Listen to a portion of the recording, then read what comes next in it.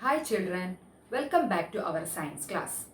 We have completed our second chapter, Nutrition in Animals. Today, I would like to give a summary of this chapter.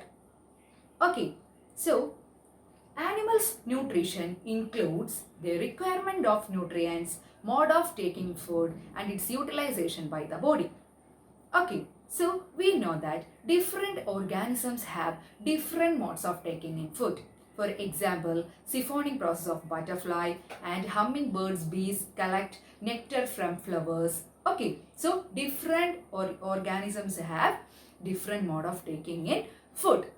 Today, in this chapter, we will discuss about the digestion process, the digestive system. Digestion in humans, then digestion in grass-eating animals, then digestion in amoeba. Digestive system consists main three steps. Digestion of humans, that's a digestive system consists mainly three steps. Ingestion, digestion and egestion. What is ingestion? We are taking food. That's a mode of taking in food is called ingestion. The food substances breaking down into complex substances, breaking down into simpler substances is called digestion. What is egestion? The unwanted, that means undigested food is eliminated through the anus is called egestion or elimination. Okay, we can start with our digestion in humans. We know that humans have well-defined digestive system. Okay, so here the digestive system, humans digestive system consists mainly two parts, digestive tract and digestive glands. Which are the components consist in digestive tract? Buccal cavity, food pipe or esophagus, stomach, small intestine, large intestine, rectum, anus. These are the components of digestive tract. Then digestive glands. Which are the digestive glands? Salivary glands, liver and pancreas. We know that the largest gland in our body is liver. Liver is the largest gland in our body. Okay, first we will discuss this digestive tract. Digestive tract is beginning with the buccal cavity and it is ends in the anus. Okay, it is ends in the anus. So, starting through the ingestion and it is ends in the elimination. So, first we can discuss buccal cavity. What is buccal cavity? Yes, buccal cavity or mouth. We are taking in food through mouth. With the help of teeth, we can chew the food and with the help of tongue, we can swallow the food. So, swallowing, the saliva is mixes up with this foods and this food components is split up into. That means the complex food is split up into carbohydrates, split up into simple sugars. Okay, after that this food goes to the food pipe or esophagus. Food pipe, it is starting from buccal cavity and it ends in the stomach. It is a long tube like structure. This food goes through the food pipe and through the food pipe, then food pipe reaches that food to the stomach, then it is reaches to the stomach. Stomach is a bag-like structure. It is the widest part in the alimentary canal. It is a bag-like structure and it consists mucous membrane and hydrochloric acid and other digestive juices also. What is mucous membrane? It's a mucous membrane secretes mucus that protect the stomach wall from external jerks and shocks. Okay, and this hydrochloric acid hydrochloric acid kills the bacteria present in the food and it takes the medium of acidic media. Hydrochloric acid make acidic media for the digestion of food, proper digestion of food. Okay, so the partially digestion takes place in stomach. So this food particles, that means this carbohydrates split up into simple sugars. This proteins also split up into simple sugars in stomach. After that, this food goes to the small intestine. Small intestine, we know that the complete digestion takes place in small intestine. How it is happen now? Small intestine absorbs secreted juices from liver and pancreas. It absorbs digestive juices from liver, that is called bile juice, and it also absorbs digestive juice from pancreas, pancreatic juice. Okay, so using this digestive juices in small intestine, the food is digested.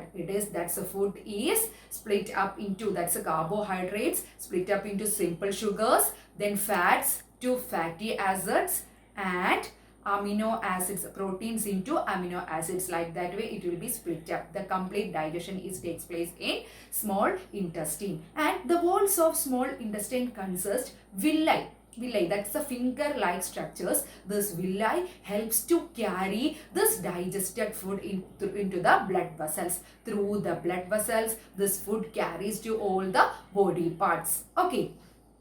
After that, the undigested food. Digested food is passes through the blood vessels. That process is called absorption. And what is assimilation? There is a two process will be there, absorption and assimilation. Digested food passes through the blood vessels and it is reaches to the all parts of the body is called absorption. And when there it build complex substances. That when the body parts it build complex substances are called assimilation. Okay, after that digested food is go to the blood vessels.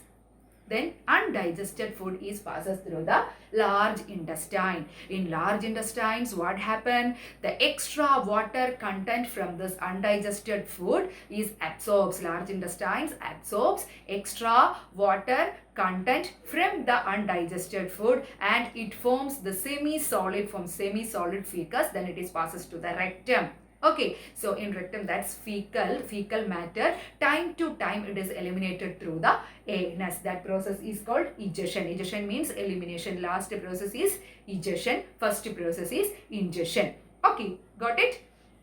So that is the digestion in humans. After that, we discussed digestion in grass-eating animals. We know that which are the grass-eating animals? Buffalo, cow, goat. These are mainly the grass-eating animals, herbivores. Have you observed that these grass-eating animals continuously chewing even when they are not eating? Continuously chewing. What is the reason behind it? Yes, this grass-eating animals, they quickly swallow the grass. Grass consists a particular substance, that's a cellulose. That's a one type of carbohydrate. The cellulose only digests in this grass-eating animals. Some animals and human beings does not digest the cellulose because this grass-eating animals have a particular chamber, like a particular area in their stomach is called rumen. It is rumen. A particular area is called rumen. This rumen has certain bacteria that digest this cellulose. But human beings does not have this bacteria. So it will not digest in human beings and some other animals. So in rumens what happened? This food, this grass is partially digested. It is partially digested. That partially digested food is called cud. Okay, so after that later this cud return to the mouth in a small lumps and they chewed again. Thus grass-eating animals chewed again. That process is called rumination and that animals are called ruminants. And that particular chamber is called, from their stomach, the chamber is called rumen. Okay, after that we discussed digestion in amoeba. We know that amoeba, it is a unicellular microorganisms generally present in pond water.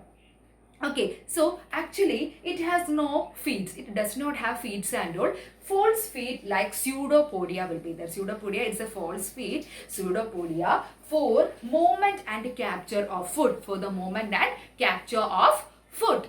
Got it? So, pseudopodia helps to capture the food. Pseudopodia is a finger-like structures. When it sends the food, the pseudopodia come outside and capture the food. Then it passes through the food vacuole. It passes through the food vacuole. The digestive juices secretes this food vacuole. It digests the food. After that, it eliminating. That's undigested food is. Digested food is used for the growth and development of their body cells and all. After this, undigested food is eliminated through the food vacuole. That's all. Hope you all are clear with this portion. Okay, so thank you children.